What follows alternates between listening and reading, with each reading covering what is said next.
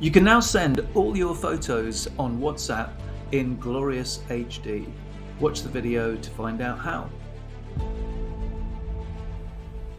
So here's how to send photos in HD quality using WhatsApp. So what we need to do is tap on the three dots at the top, drop down to settings, and then we're looking for storage and data.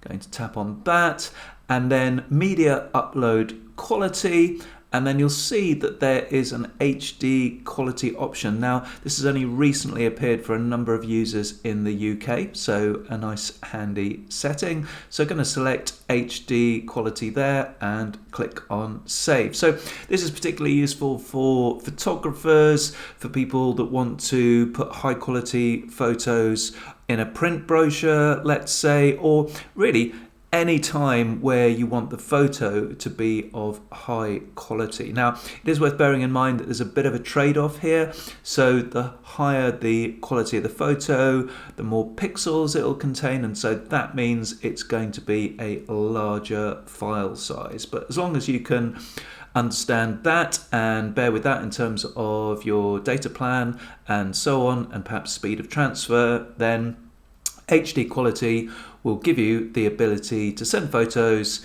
in great high definition over WhatsApp.